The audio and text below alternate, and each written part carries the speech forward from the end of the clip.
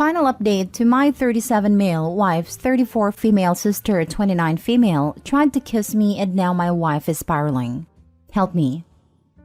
If you haven't watched the first part of the story yet, click the card above or the link in the description. Now the second/final update.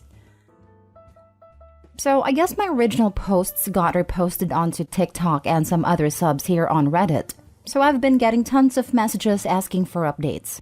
It feels like things are mostly settled, and I'm really hoping this will be my final update. First, I want to say that I've gotten so many questions about who Mary is, and I'm just not going to say. Suffice it to say that she's never been household name famous, but she made a living solely on modeling for about a decade from what I understand, so she must have been popular enough that fashion people might know her. I really don't know how that world works, but in my opinion, it doesn't matter how many names you drop.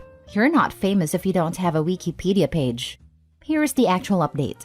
My wife loved a getaway weekend. We had a blast, and by the end of it, she said she felt like herself again. For a few days after we got back, things were really quiet, so we were hopeful that Mary had finally given up, but I felt uneasy about it all. Many of you warned me that Mary would try to interfere with my work, and while I initially dismissed it, I figured I would reach out to my boss just in case. I've been working at the same company for almost 10 years, and she's heard me vent about Mary before, so I didn't have to explain too much. My boss just reassured me that she knows my real character and would let me know if Mary tried anything. Well, as you predicted, Mary did try to contact my boss a couple of days later, and the following is a recounting of what my boss told me. Apparently, Mary said that I needed to be fired because I was a predator and claimed to have proof that I assaulted her. My boss said that was a very serious accusation to make and asked Mary to explain what proof she had. Mary claimed there was a camera that caught the whole incident, and my boss asked her to send a video. Then Mary got flustered and said the police had it, so my boss asked her to send over a copy of the police report. Then Mary said it had a lot of private information in it, so my boss asked her to redact the private information and send it over. Then Mary said she didn't feel comfortable with that, and my boss told her that she could not take action against an employee based on word of mouth from a stranger. Then Mary shouted at her about victim blaming and hung up. Unfortunately, that was not the end of it. Last Wednesday, Mary somehow sent an email from my personal email account with a D-pic, that's not mine obviously, to the entire office. My best guess is that I must have left my email logged in on one of my in-laws' devices. She's definitely not smart enough to actually hack me. But I know this is completely besides the point, but of course she chose the weirdest looking junk I've ever seen. I played team sports all my life, so I've seen a lot of junks, and this was something else. It's honestly kind of funny to think about Mary Googling gross peens or something, and sifting through hundreds of images to find just the right one. I had to apologize to everyone on staff, and thankfully, folks were surprisingly understanding. It's actually been a kind of nice bonding experience with my coworkers. I honestly didn't consider myself to be super well liked in the office, but it feels like everyone has been going out of their way to be kind to me, and it means a lot. Anyway, at this point, it was clear we had to escalate things legally. I really wanted to avoid it, but she forced my hand. My wife and I have a lawyer friend who helped us draft a cease and desist letter outlining her continued harassment and the material and emotional damage this is causing us. My wife then sent a message to Mary and my in-laws with a copy of the letter and made it very clear that we would pursue criminal and/or civil proceedings if her harassment continued. My wife's mom then called her crying and begged her to just let it go and leave Mary alone. My wife calmly explained that Mary's the only person responsible for this whole situation and that they, the parents, have always enabled her awful behavior. She also said something she later regretted, but I think was pretty awesome. Mary's going to stick you two in a nursing home and steal your money the minute she has the chance. And you deserve it. After the way her mom reacted, my wife is firmly settled on cutting off her family completely. This happened on Friday, and on Sunday, Mary's best frenemy, Anne, sent my brother a message on Facebook to say Mary is going to leave us alone and to please not sue her. I told my brother not to respond, then just sat and enjoyed the idea that Mary was out there somewhere freaking out about the potential of having to actually face the consequences of her actions. It must be such a strange feeling for her. Since then, we haven't heard a peep from the grapevine. It feels like things are finally starting to go back to normal. My wife is starting therapy next week and will be starting couples therapy in a month or two. She wants to do some work on herself first. She's also taking a short leave from work to rest and recharge. I'm so proud of her for standing up for herself with her family and finally putting her mental health and well-being first. Thanks again for everyone who offered advice. This was a messy situation, but it definitely would have been messier without your help. Oh, I wish I could see the mother's face when his wife dropped the nursing home line. I bet they always assumed Jenna was going to take care of them when they got old. With a scapegoat/golden child parenting style, for some reason, the scapegoat is always the one expected to take care of the family. Well, of course, they wouldn't want to impose on a golden child, and after all, scapegoat can afford it. The saddest thing is that the scapegoat usually complies. They are often guilted into it, or have the misguided notion that if they do this, then their parent will finally show their love for them. But it's never forthcoming, and nothing changes other than the narcissistic parents get worse. But by then, the scapegoat is so worn down they just accept it, while the golden child carries on like normal with their normal lives, and the scapegoat is a slave who has lost all self-esteem. Then the parents leave everything to the golden child in their will. There is absolutely no way this is the end of it. She's going to eventually assume that OP not suing her is the green light she needs to continue to pull the crap that she always has once the heat wears down. When she does something stupid next time, I really genuinely hope that both OP and his wife go beyond just scorched earth to full nuclear wasteland earth on her. She needs to be taught a lesson the hard way with actual consequences, not just threats. That's like parents that constantly say that they're going to turn the car around and put their kid in timeout and then never follow through. I get why they don't want to pursue legal action currently, especially considering that she hasn't done anything since the cease and desist. But when she does cross the line again, I hope they take her down hard. I really do.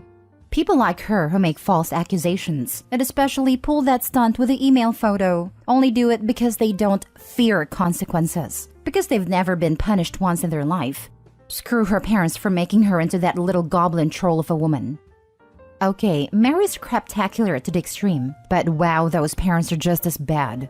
She clearly thinks she has no worth beyond her looks, and her parents are just trash. Poor Opie, holy heck. And poor Jenna, my goodness. The boss is the MVP in my book, went down every avenue with Mary and cut her down short. We should all be so fortunate to have a boss stand up for us like this. I did like reading that part. I laughed when she mentioned victim blaming. She is the predator, and she's literally blaming the actual victim. Oh, and trying to frame him too. They're absolutely willing to do this if desperate enough. During my last breakup, my entire family got an email that I was about to be exposed. Nothing ever came of it.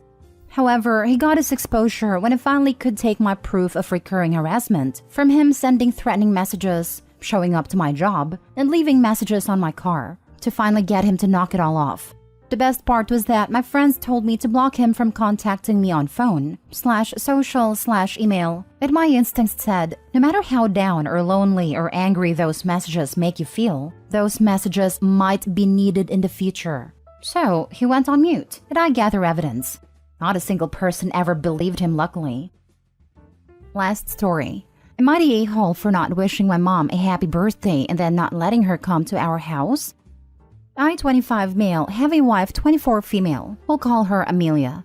Amelia and I got married 2 years ago, coming up to 3 years in June. We have recently just had our first baby, a beautiful baby girl. My mom never was a huge fan of my wife for reasons I will never know. But I don't care, as I love Amelia so much, and I've had to defend her against my mom multiple times.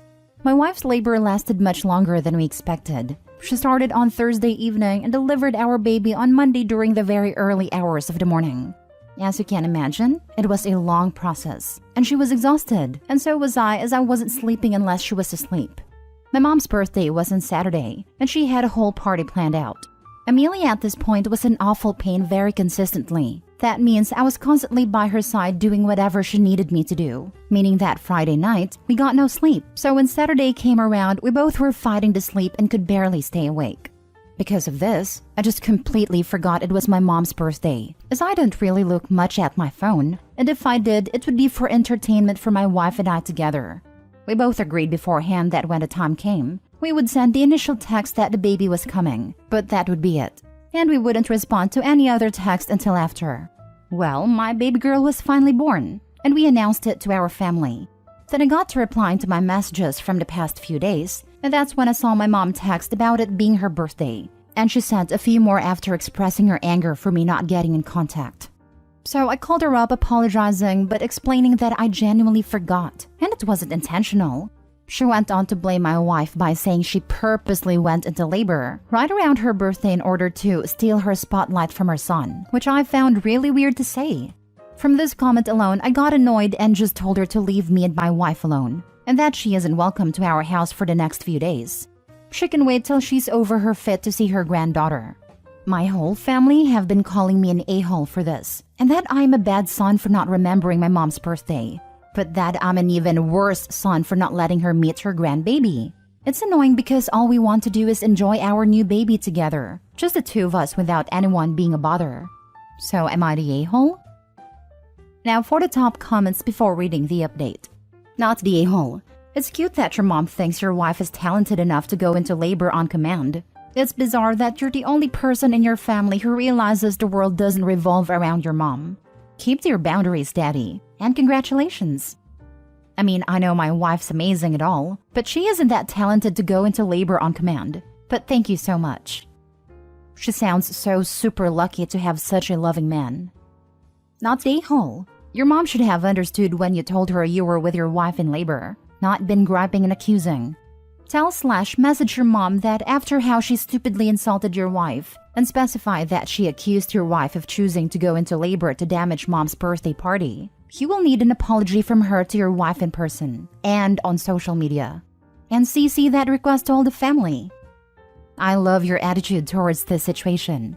The public apology in socials. Lol. Or you can apologize to her publicly. I am so sorry that I forgot to text you happy birthday while we were at a hospital and my wife was in active labor. I'm so sorry that it wasn't the first thing on my mind when our baby finally arrived. I'm sorry that my forgetfulness caused you to have to call and text me multiple times to remind me about your adult birthday as we were in the hospital, and that you had to suggest your own makeup birthday present. I'm sorry that your own extreme reaction has made it so that I'm not comfortable with you being around my child yet. Not the a-hole, but turn off your phone.